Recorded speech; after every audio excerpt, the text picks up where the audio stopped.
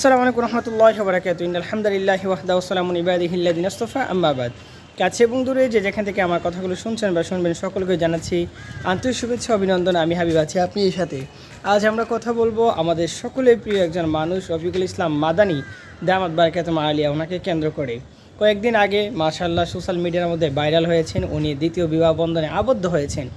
এই দ্বিতীয় বিবাহ বন্ধনে আবদ্ধকে কেন্দ্র করে বাংলাদেশের মধ্যে এক শ্রেণী ওলামা একরাম বলেন, এক শ্রেণী আমজনতা বলেন, এক শ্রেণী আমাদের যারা শাহবাগী নারী আছে তাদের মধ্যে দেখতে পেলাম যে উনি দ্বিতীয় বিবাহ বন্ধনে আবদ্ধ হয়েছেন, এজন্য তাকে একদম ধুয়ে দেওয়ার জন্য চেষ্টা করেছেন। তো আমরা আসুন ওনাকে কেন্দ্র করে আমরা কিছু কথা বলার জন্য চেষ্টা করি। আলহামদুলিল্লাহ ওনার বিষয়টা এখন বর্তমানে দামাচাপা হয়েছেন, এখন বর্তমানে সোশ্যাল মিডিয়ার মধ্যে ভাইরাল হয়ে আছেন আমাদের রামিসা আক্তারকে। ওনারও বিষয়টা দামাচাপা হওয়ার শেষ প্রান্তের মধ্যে চলে আসেন এবং এখন বর্তমানে আমাদের কাছে মূলত চলে আসছেন আমাদের নাসিরউদ্দিন পাটারি দামাত বারাকাতুহু আলিয়া বলা যায় ওনাকে, যেহেতু উনি একজন আলেম মানুষ এবং ঢাকা আলিয়ার ছাত্র এবং কওমি মাদ্রাসার ছাত্র। তো আমরা যে বিষয় নিয়ে মূলত কথা বলতে চাচ্ছিলাম, আমাদের সকলের প্রিয় রফিকুল ইসলাম মাদানী দামাত বারাকাতুহু আলিয়া দ্বিতীয় বিবাহ বন্ধনে আবদ্ধ হয়েছেন।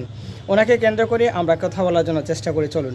আল্লাহ রাব্বুল আলামিন কোরআন কারীমের ভিতরে স্পষ্ট ভাষায় বললেন যে তোমাদের মধ্যে যাদের অর্থ সম্পদ আছে এবং সমর্থবান আছে এবং নারীদের সাথে ইনসাফ কায়েম করতে পারবে, তারা যেন 2টা 3টা 4টা বিবাহ বন্ধনে আবদ্ধ হতে পারে এবং তারা যেন 4টা বিবাহ বন্ধ করে নেয়।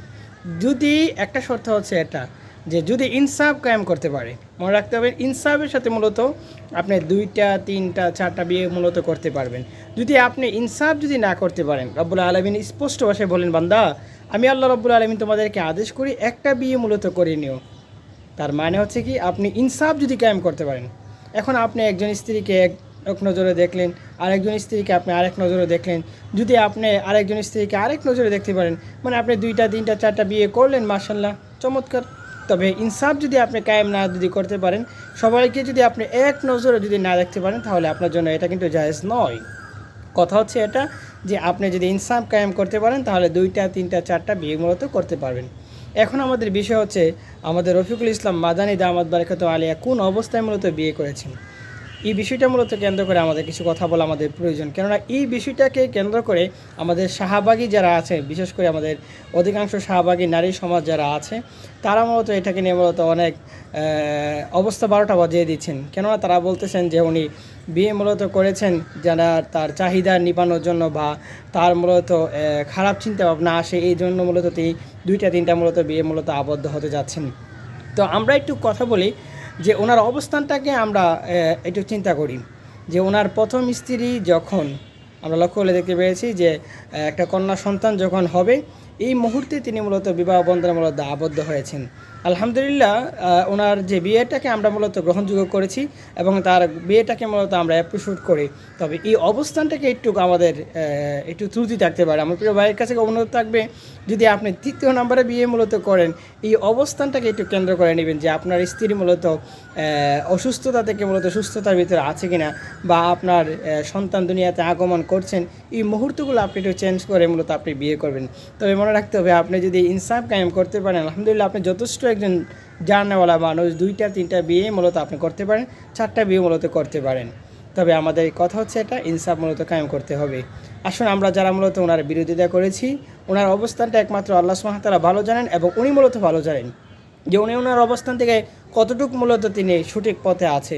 এজন্য আমরা যারা ওনাকে মূলত আমরা পিছন থেকে মূলত অনেক কথাবার্তা বলছি, তো আমাদের হাম্বল রিকোয়েস্ট থাকবে যে ওনার বিপরীত আমরা যদি কথাবার্তা বলার জন্য চেষ্টা করি, অবশ্যই ওনার কাছ থেকে আমরা তথ্যগুলো ভালো করে জাস্টিফাই করে যাচাই বাছাই করে আমরা মূলত ওনার বিরোধিতা করার জন্য চেষ্টা করব। আমরা 2টা 3টা বিয়ের বিরোধিতা করার জন্য চেষ্টা করব। মনে রাখবেন ইসলাম আপনাকে বলেছেন 2টা 3টা 4টা বিয়ে করাকে ইসলাম হালাল করে দিয়েছেন। শেষ কথা এটাই যে ইনসাফ যদি আপনি কায়েম করতে পারেন। এজন্য আসুন আল্লাহ রাব্বুল আলামিন আমাদের সকলে ভুল ভ্রান্তিগুলো আল্লাহ মাফ করে দেখ এবং ওনার উপরে আমরা যেন জুলুম না করি। যদি উনি অপরাধী হয়ে থাকে তাহলে আল্লাহ সুবহানাহু ওয়া তাআলা ওনাকে ধরবে। আর আমরা যে দূর থেকে ওনাকে কথাবার্তা বলছি যে ওনার উপরে আমরা অপবাদ দেওয়ার জন্য চেষ্টা করছি, মনে রাখতে হবে আল্লাহ কাঠগড়ার ভিতরে আমরা মূলত দাঁড়াতে হবে। আল্লাহ রাব্বুল আলামিন বর্ণেওয়ালা শূন্যওয়ালা উভয়কে যেন আল্লাহ রাব্বুল আলামিন কথাগুলোর উপরে আমল করা তৌফিক দান করে। আমিন। আসসালামু আলাইকুম ওয়া রাহমাতুল্লাহি ওয়া বারাকাতুহু।